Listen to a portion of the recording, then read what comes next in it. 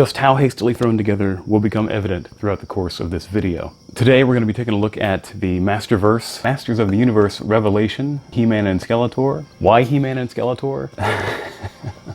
Because those are the only two I could get my hands on at the moment. There is a story behind that. I actually had these figures in my hands weeks ago, and I was thinking to myself, well, I've spent a lot of money already on figures and things, and I've got a lot of ideas for other videos. Maybe I should put these on the back burner and come back to them some other time.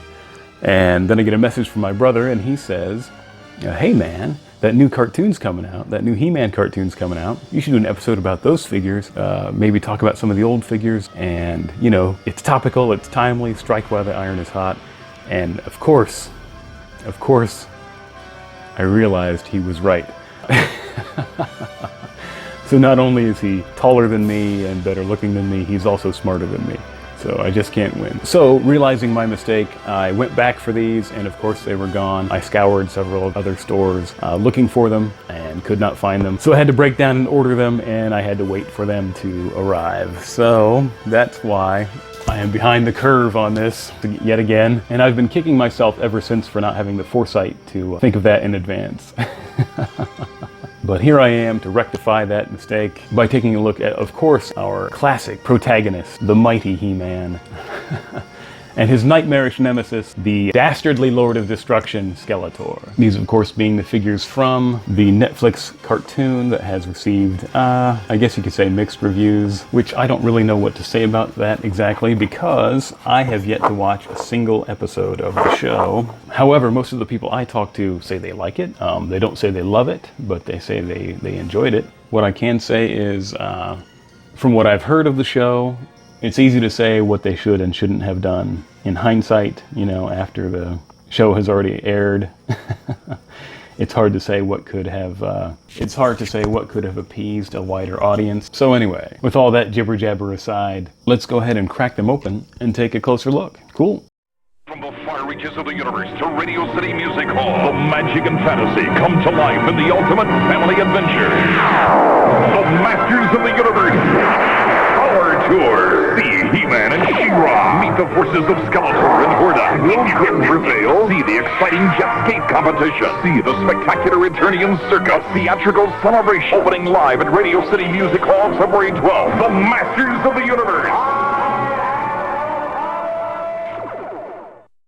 Okay, so here you have them. Buff Cat and Skeleton Dude in all their hyper-muscled glory. He-Man, obviously a slight, tiny bit taller than Skeletor. Move you back here a little bit there, Skeletor. Yeah, it's a good-looking figure. Good-looking figure, has the cartoonish appearance there in the face, which, you know, suits me okay. I'm enjoying the asymmetrical wristband arm guards. I enjoy a little asymmetry in my character design. As far as articulation goes, you have your pretty much standard these days action figure of this scale and this price point. I am kind of fascinated at the track on the ball joint. I know that's nerdy, but the track on the ball joint under the shoulder is so short, but you still seem to get a decent range of movement out of that, so I'm liking that. Bicep swivel, double jointed elbows, a little bit of ab crunch, not a whole lot. Not so much more of a chest crunch than an ab crunch. Doesn't really, yeah, there's some waist swivel there. Waist swivel bends at the waist, but the loincloth dealy gets kind of in the way of that, but that's all right. Double jointed knees, articulated ankle. Yeah, sways back and forth a bit. I like that. And your accessories that you get with He-Man are the shield. The shield like you would with the old classic He-Man. 2 sets of hands. As you see, he's got the punching hand in right now, but 2 sets of hands so he can hold the weapons. Hold the power sword in either hand. The shield slides on the arm. In theory. Yeah, I like that. And I also enjoy the sort of reimagining of the power sword. Kind of streamlined from the old classic sword. Quite a bit different than the swords in New Adventures of He-Man and the 2002 reboot. Definitely different than that. Harkens back to the old classic Power Sword, but I like the way it's constructed. I like it. It's a good look. It's cool. It's a nice reimagining of the classic Power Sword. All right, on to the Lord of Destruction. Same articulation, but I've got to say, something about the design of the face I just don't like. What? I don't hate it, but it's not as, I don't know, there's something about it. I don't know how to, for lack of a better term, articulate it. Exactly what it is I don't like about the design of the face, but I don't know. Like I said, I don't hate it, but it's not my favorite one. It's still pretty cool though. Yeah, same range of articulation for this figure. Yeah, although his shoulders seem to have slightly more. That's weird. I don't know why. And he's even got these in the way, so you would think that would hinder it more. Oh, I didn't realize it turned at the thigh too. Hey, look at that. Little thigh swivel as well, so that's good. Yeah, basically the same kind of articulation. Cloth goods cape, that's cool. I do have to say, even though the facial design is not my favorite, I am digging these crazy monster feet. Those are those are pretty cool. So yeah, that's a good figure. The old Havoc Staff, I love that accessory, always have. The scary ram's skull, always like that. Very fitting of an evil character. Also, another set of hands to use. Looks like some conjuring hands for various mystical, magical, evil spells. And this, I'm assuming this is a staff, some sort of staff of Eternia, staff of Castle Grayskull. Again, I don't know the significance because I haven't actually watched the show. I should probably get around to that so I can have a more, I might have a more informed critique of the material. Anyway, very cool. I like the figures a whole heck of a lot. And just for fun, we will do a little bit of a comparison, starting with, of course, the classic He-Man. As you can see, a lot of the basic design elements are still there in the new version. But yeah, there's that cool shield. There's the Power Sword, as we talked about. Keeps some of the same aesthetics, but definitely different. Definitely updated. Definitely updated. No battle axe with this new He-Man. That's kind of a disappointment. But yeah, quite a bit larger, a little bit more normally proportioned than the old stocky classic He-Man. Although, you know, love these things. Grew up on these things, definitely. Looking good, He-Man. Hang out back there for me. Then we have a rather bizarre looking entry to the comparisons. This is the late 80s New Adventures of He-Man action figure, which quite a bit of a departure, although it does have that more, the proportions are a little bit more human and realistic. But that old classic He-Man, its design is so unique compared to this figure that, I mean, this just seems like a real pale imitation, like it would be a knockoff He-Man. I hate to say that. It really doesn't quite measure up. If it's supposed to be representing a different character from like a different line or something like that, it might not be so bad. Yeah, just a strange attempt to reboot the franchise that had some interesting concepts, but yeah, just such a departure that I'm not surprised that it didn't gain a lot of ground and wasn't very successful. I apologize for the comparison being so He-Man centric. I apologize for that. This is from the 2002, 2001-ish, whenever that was exactly, reboot of the franchise, and you can kind of tell by the aesthetics of this figure. Not as much articulation, although, as the newer ones, but yeah, it's a very good sculpt, that's for sure. Really captures the cartoon look, the design. That belt and loincloth are kind of busy, but but it's still cool. Silver bracelets or arm guards, also a little bit asymmetrical.